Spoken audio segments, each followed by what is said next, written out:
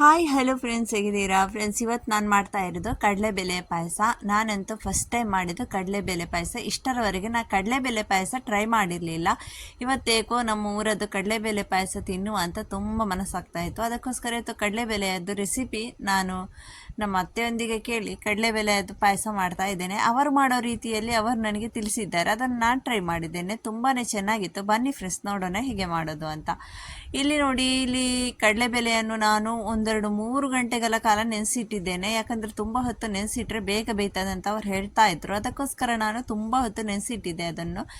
ಈಗ ಅದನ್ನೊಂದು ವಾಶ್ ಮಾಡಿ ಒಂದು ಕುಕ್ಕರಲ್ಲಿ ಹಾಕೋಣ. ಈ ಥರ ಬೇಯಿಸೋದಾದ್ರೆ ಕುಕ್ಕರ್ ಇಲ್ಲ ಅಂದರೆ ಬೇಯಿಸ್ಬೋದು ನೀವು ಡೈರೆಕ್ಟಾಗಿ, ಮಾತ್ರ ತುಂಬ ಹೊತ್ತಾಗ್ತದಲ್ವಾ. ಅದಕ್ಕೆ ಕುಕ್ಕರಲ್ಲಿ ಹಾಕಿದರೆ ಅಂತೂ ಫಟಾಫಟ್ ಅಂತ ಆಗ್ತದೆ, ಟೈಮ್ ವೇಸ್ಟ್ ಆಗೋದಿಲ್ಲ. ಅದಕ್ಕೋಸ್ಕರ ನಾನು ಕುಕ್ಕರಲ್ಲಿ ಇದಕ್ಕೆ ಒಂದು 3 ವಿಸಿಲ್ ತೆಗಿತೇನೆ, ಜಾಸ್ತಿ ಅಲ್ಲ. ಯಾಕಂದರೆ ಇದು ನೆನೆಸಿಟ್ಟಿದ್ರಿಂದ ಬೇಗನೆ ಇದು ಬೇಯ್ತದೆ. ಅದಕ್ಕೋಸ್ಕರ ನಾನು ಸ್ವಲ್ಪನೇ ನೀರು ಹಾಕಿ 1-2-3 ವಿಸಿಲ್ ತೆಗಿತೇನೆ ಇದನ್ನು. ಆಮೇಲೆ ಇಲ್ಲಿ ಇದು ಮಾಡ್ಲಿಕ್ಕಂತೂ ತುಂಬ ಈಸಿ, ಏನು ಕಷ್ಟ ಇಲ್ಲ ಕಡಲೆಬೇಳೆ ಪಾಯಸ. ನನಗೆ ಅವರು ಹೇಳುವಾಗ ಅಂತೂ ತುಂಬ ಕಷ್ಟ ಥರ ಅನಿಸಿತು. ಇದು ಪಾಯಸ ಮಾಡುವಾಗಂತೂ ಫಟಾಫಟ್ ರೆಡಿ ಆಯಿತು. ಈಗ ಇದನ್ನು ವಿಸಿಲ್ ತೆಗಿಲಿಕ್ಕೆ ಇಡ್ತೇನೆ. ಇಲ್ಲಿ ನಾನು ಸಾಬಕ್ಕಿ ಕೂಡ ಇಲ್ಲಿ ನೆನೆಸಿಟ್ಟಿದ್ದೇನೆ. ಹಾಗೂ ಇಷ್ಟು ಅಕ್ಕಿ, ಒಂದು ಹಿಡಿ ಅಕ್ಕಿ ಹಾಕಿದ್ರೆ ಸಾಕು ಅಂತ ಹೇಳಿದ್ರು ಅವರು. ಅದಕ್ಕೋಸ್ಕರ ಒಂದು ಹಿಡಿ ಅಕ್ಕಿಯನ್ನು ನೆನೆಸಿಡ್ತಾ ಇದ್ದೇನೆ. ನೋಡಿ, ಇದು ನಮ್ಮ ಸೋನಾ ಮಸೂರಿ ರೈಸ್.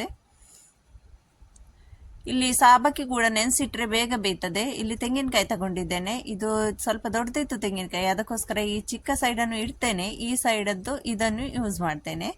ಒಂದು ತುಂಡು, ಅರ್ಧ ತೆಂಗಿನಕಾಯಿ, ಅರ್ಧಕ್ಕಿಂತ ಜಾಸ್ತಿ ಅಂತಾನೆ ಹೇಳ್ಬೋದು. ಈಗ ಇಲ್ಲಿ ನಮ್ಮ ಕಡಲೆಬೇಳೆ ಅಂತ ಚೆನ್ನಾಗಿ ಬೇಯ್ದಿದೆ ನೋಡಿ. ಈ ಥರ ಬೇಯಬೇಕು ನೋಡಿ, ಜಾಸ್ತಿನೂ ಬೇಯಬಾರ್ದು, ಕಮ್ಮಿನೂ ಬೇಯಬಾರ್ದು, ಇಷ್ಟು ಬೇಯ್ದ್ರೆ ಸಾಕು. ನೋಡಿ, ಕರೆಕ್ಟ್ ಆಗಿದೆ ಇದು. ನೀರು ಕೂಡ ನಾನು ಹಾಕಿದ್ದು ಸರಿಯಾಗಿ ಬಂದಿದೆ. ಇಲ್ಲಿ ನಾನು ಸಾಬಕ್ಕಿಯನ್ನು ಈ ಥರ ಬೇಯಲಿಕ್ಕೋಸ್ಕರ ಇಡ್ತೇನೆ. ಇದನ್ನು ಸ್ವಲ್ಪ ಸಾಬಕ್ಕಿ ಬೇಯಲಿಕ್ಕೆ ಇಟ್ಟರೆ ಆಗಾಗ ಈ ಥರ ಚಮಚದಲ್ಲಿ ಮಿಕ್ಸ್ ಇರಬೇಕು. ಯಾಕಂದರೆ ಇದು ಬೇಗ ತಳ ಹಿಡಿಯುವುದು, ಬೇಗ ಪಾತ್ರೆಗೆಲ್ಲ ಅಂಟ್ಕೊಳ್ತದೆ. ಅದಕ್ಕೋಸ್ಕರ ಸ್ವಲ್ಪ ಅಲ್ಲಿ ಸಾಬಕ್ಕಿ ಕಡೆ ನಾವು ಆಗಾಗ ಚೆಕ್ ಮಾಡ್ತಾ ಇರಬೇಕು ಸಾಬಕ್ಕಿಯನ್ನು. ಇಲ್ಲಿ ಈಗ ಒಂದು ಮಿಕ್ಸಿಯಲ್ಲಿ ಈ ಥರ ನಾನು ತೆಂಗಿನಕಾಯನ್ನು ಕಟ್ ಮಾಡಿ ತಗೊಂಡಿದ್ದು. ನೀವು ಆ ಥರ ತೆಂಗಿನ ತುರಿಯುವ ಮಿಷಿನ್ ಇದ್ರೆ ತೆಂಗಿನಕಾಯಿ ತುರಿದು ಕೂಡ ತಗೊಳ್ಬಹುದು. ನಾನು ಈ ಥರ ಕಟ್ಟಿಂಗ್ ಮಾಡಿದ್ದೇನೆ. ಇಲ್ಲಿ ಮಿಕ್ಸಿಗೆ ಆದ ತೆಂಗಿನಕಾಯಿಯನ್ನು ಹಾಕಿ ಅದರೊಟ್ಟಿಗೆ ಈ ಅಕ್ಕಿಯನ್ನು ಕೂಡ ಹಾಕ್ತಾ ಇದ್ದೇನೆ. ಇದನ್ನೆಲ್ಲ ಈಗ ಚೆನ್ನಾಗಿ ಗ್ರೈಂಡ್ ಮಾಡಬೇಕು. ನಮ್ಮ ಅತ್ತೆ ಕೂಡ ಅದನ್ನೇ ಹೇಳಿದ್ರು, ನೀವು ತೆಂಗಿನಕಾಯಿಯನ್ನು ಗ್ರೈಂಡ್ ಮಾಡಿ ಅದರದ್ದು ಹಾಲು ಹಾಕೋದಾದ್ರೆ ಹಾಕ್ಬಹುದು, ಆದರೆ ಆ ಥರ ಹಾಕೋದ್ರಲ್ಲಿ ತುಂಬ ಕಮ್ಮಿ ಕಾಣಿಸ್ತದೆ. ಈ ಥರ ಅಕ್ಕಿಯನ್ನು ಅದರ ಜೊತೆ ಚೆನ್ನಾಗಿ ನೈಸಾಗಿ ಗ್ರೈಂಡ್ ಮಾಡಿ ತಗೊಂಡ್ರೆ ತೆಂಗಿನಕಾಯಿಯನ್ನು ನೀನು ಅದರ ಬೇರೆ ಬೇರೆ ಹಾಲು ತೆಗೆಯುವ ಅಗತ್ಯ ಇಲ್ಲ, ಡೈರೆಕ್ಟ್ ಆಗಿ ಇದೇ ತರ ಹಾಕ್ಬಹುದು. ಚೆನ್ನಾಗಿ ಗ್ರೈಂಡ್ ಮಾಡುವಂತ, ಅದಕ್ಕೋಸ್ಕರ ನಾನು ನೈಸಾಗಿ ಗ್ರೈಂಡ್ ಮಾಡಿದ್ದೇನೆ. ಇಲ್ಲಿ ಬೆಲ್ಲ ತಗೊಂಡಿದ್ದೇನೆ. ಬೆಲ್ಲ ನಾನು ಎಷ್ಟು ನಮ್ಮ ಸಿಹಿ ಪ್ರಕಾರ ತಗೊಳ್ತಾ ಇರೋದು, ಯಾಕಂದ್ರೆ ಮತ್ತೆ ನೋಡಿ ಸ್ವಲ್ಪ ಸಿಹಿ ಕಮ್ಮಿ ಆದ್ರೆ ಬೆಲ್ಲ ಹಾಕೋಣ ಅಂತ. ಇಲ್ಲಿ ನಾನು ಕುಕ್ಕರಿಂದ ಈ ಕಡಲೆಬೇಳೆಯನ್ನು ಬೇರೆ ಪಾತ್ರೆಗೆ ಹಾಕಿದ್ದೇನೆ. ನೋಡಿ, ಇಲ್ಲಿ ನಮ್ಮ ತೆಂಗಿನಕಾಯಿ ಹಾಗೂ ಅಕ್ಕಿ ಕೂಡ ಗ್ರೈಂಡ್ ಮಾಡಿ ರೆಡಿ ಆಗಿದೆ. ನೋಡಿ, ಇಷ್ಟು ಚೆನ್ನಾಗಿ ಗ್ರೈಂಡ್ ಮಾಡಿದ್ದೇನೆ. ಇದಕ್ಕೆ ಸ್ವಲ್ಪ ಈ ತರ ನೀರು ಹಾಕಿ ಇದನ್ನೀಗ ನಾವು ಕಡಲೆಬೇಳೆಗೆ ಮಿಕ್ಸ್ ಮಾಡ್ಕೊಳ್ಳೋಣ. ನೋಡಿ, ಈ ತರ ಇದನ್ನು ಕಡಲೆಬೇಳೆಗೆ ಈ ತರ ಮಿಕ್ಸ್ ಮಾಡ್ತೇನೆ. ಚೆನ್ನಾಗಿರ್ತದೆ ಇದು ಕಡಲೆಬೇಳೆ ಪಾಯಸ.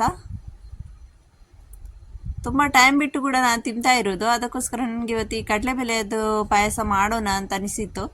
ನಮ್ಮ ಅತ್ತೆ ಅಂತೂ ಈ ಥರದ್ದೆಲ್ಲ ಮಾಡುವುದರಲ್ಲಿ ಅಂತೂ ನಂಬರ್ 1. ಅವರ ಜೊತೆನೇ ರೆಸಿಪಿ ಕೇಳಿ ಅದಕ್ಕೋಸ್ಕರ ಮಾಡಿದ್ದು ನಾನು. ಈಗ ಇದಕ್ಕೆ ತೆಂಗಿನ ಹಾಲನ್ನೆಲ್ಲ ಚೆನ್ನಾಗಿ ನೀಟ್ ಮಾಡಿ ಹಾಕಬೇಕು ಮಿಕ್ಸಿಯಿಂದ ಎಲ್ಲ. ಆಮೇಲೆ ಇದಕ್ಕೆ ಬೆಲ್ಲ ಹಾಕಬೇಕು. ಇದಕ್ಕೆ ಸಕ್ಕರೆ ಹಾಕಿ ಯಾರು ಮಾಡೋದಿಲ್ಲ, ಬೆಲ್ಲನೇ ಹಾಕಿ ಮಾಡೋದು ಜಾಸ್ತಿ. ಬೆಲ್ಲ ನಾನು ಎಷ್ಟು ಸಿಹಿ ಅದನ್ನು ನೋಡಿ ಹಾಕ್ಕೊಳ್ತೇನೆ. ನೋಡಿ, ಈ ಥರ. ಆಮೇಲೆ ಸಾಬಕ್ಕಿ ಕೂಡ ಇಲ್ಲಿ ಹಾಕ್ತಾ ಇದ್ದೇನೆ. ಬೇಯ್ದಿದೆ ಬೇಗ, ಸಾಬಕ್ಕಿ ಕೂಡ ನೆನೆಸಿಟ್ಟಿದ್ರಿಂದ ಬೇಗ ಬೇಯ್ದಿದೆ.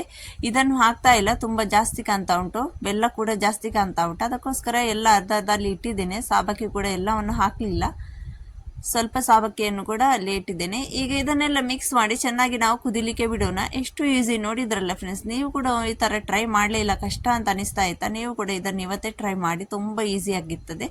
ಸ್ವಲ್ಪ ಉಪ್ಪು ಹಾಕೋಣ, ಇದನ್ನೆಲ್ಲ ಸ್ವಲ್ಪ ಬ್ಯಾಲೆನ್ಸ್ ಮಾಡಲಿ ಅದಕ್ಕೋಸ್ಕರ. ಇಲ್ಲಿ ಏಲಕ್ಕಿ ಪುಡಿ ಇಲ್ಲ ಅಂದರೆ ಏಲಕ್ಕಿ ಗುದ್ದಿ ಕೂಡ ಹಾಕ್ಬಹುದು. ಇದನ್ನೆಲ್ಲ ಈ ಥರ ಚೆನ್ನಾಗಿ ಕುದಿ ಬರುವವರೆಗೂ ಇದನ್ನೆಲ್ಲ ಈ ಥರ ಚೆನ್ನಾಗಿ ಮಿಕ್ಸ್ ಮಾಡೋಣ. ಜಾಸ್ತಿ ದಪ್ಪನೂ ಮಾಡಬಾರ್ದು, ಜಾಸ್ತಿ ತೆಲುನು ಮಾಡಬಾರ್ದು, ಮೀಡಿಯಮಲ್ಲಿ ಇಡಬೇಕು. ಈಗ ಇಲ್ಲಿ ಗೋಡಂಬಿ ಹಾಗೂ ದ್ರಾಕ್ಷಿಯನ್ನು ತುಪ್ಪದಲ್ಲಿ ಸ್ವಲ್ಪ ಫ್ರೈ ಮಾಡಿ ಅದರ ಮೇಲೆ ಒಗ್ಗರಣೆ ಥರ ಹಾಕಬೇಕು. ನೋಡಿ, ಈ ಥರ ತುಪ್ಪದಲ್ಲಿ ಫ್ರೈ ಮಾಡಿದ್ರೇ ತುಂಬ ಚೆನ್ನಾಗಿ ಪರಿಮಳ ಬರ್ತದೆ. 1 ಚಮಚವಾದರೂ ತುಪ್ಪ ಇದ್ದರೆ ಸಾಕು, ತುಪ್ಪದಲ್ಲೇ ಫ್ರೈ ಮಾಡಿ ಹೇಗಾದರೂ. ಎಣ್ಣೆಯಲ್ಲಿ ಎಲ್ಲ ಫ್ರೈ ಮಾಡೋದ್ರಿಂದ ಅಷ್ಟು ಪರಿಮಳ ಬರೋದಿಲ್ಲ. ಈ ಥರ ತುಪ್ಪ ಸ್ವಲ್ಪ ಇದ್ರೂ ಸಾಕು. ಗೋಡಂಬಿ ಹಾಗೂ ದ್ರಾಕ್ಷಿಯನ್ನು ಈ ಥರ ಚೆನ್ನಾಗಿ ಸ್ವಲ್ಪ ಹೊತ್ತು ಮೀಡಿಯಂ ಫ್ಲೇಮಲ್ಲಿ ಇಟ್ಟು ಇದು ಫ್ರೈ ಆಗುವ ತನಕ ಸ್ವಲ್ಪ ಇದೇ ಥರ ಮಿಕ್ಸ್ ಮಾಡ್ತಾ ಇರೋಣ. ಇದು ಇನ್ನು ಜಾಸ್ತಿ ಹೊತ್ತಾಗೋದಿಲ್ಲ ಫ್ರೈ ಆಗಲಿಕ್ಕೆ. ನಿಮ್ಗೊಂದು 2 ಮಿನಿಟ್ಸಲ್ಲಿ ಇದು ರೆಡಿ ಆಗ್ತದೆ. ನೋಡಿ ಈಗಂತೂ ರೆಡಿ ಆಗಿದೆ. ಇದನ್ನು ಈಗ ಇದರ ಮೇಲಿಂದ ಈ ಥರ ಒಗ್ಗರಣೆಗೆ ಹಾಕೋಣ. ತುಂಬ ಚೆನ್ನಾಗಿ ಪರಿಮಳ ಬರ್ತಾ ಉಂಟು. ನೀವು ಕೂಡ ಒಮ್ಮೆ ಟ್ರೈ ಮಾಡಿ ಫ್ರೆಂಡ್. ಇಷ್ಟರವರೆಗೆ ಈ ಕಡಲೆಬೇಳೆ ಪಾಯಸ ಟ್ರೈ ಮಾಡಲಿಲ್ಲ ಅಂದರೆ, ನಾನು ಫಸ್ಟ್ ಟೈಮ್ ಟ್ರೈ ಮಾಡಿದ್ದೆ, ಕರೆಕ್ಟಾಗಿ ಬಂದಿದೆ, ಎಲ್ರಿಗೂ ಕೂಡ ಇಷ್ಟವಾಯಿತು, ಅಷ್ಟೊಂದು ಚೆನ್ನಾಗಿತ್ತು. ಅದಕ್ಕೋಸ್ಕರ ನೀವು ಕೂಡ ಇಷ್ಟರವರೆಗೆ ಮಾಡಲಿಲ್ಲ ಅಂದರೆ ಇವತ್ತೇ ಈ ಸ್ವೀಟನ್ನು ನೀವು ಕೂಡ ಟ್ರೈ ಮಾಡಿ.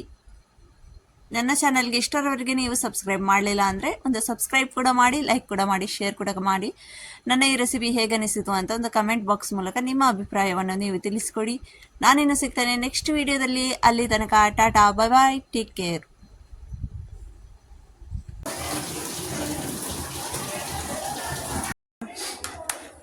सुने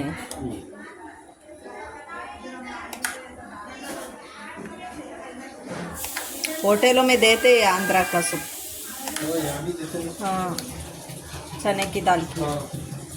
मालूम ये देते सब्जी में. हाँ वैसे ऐसे.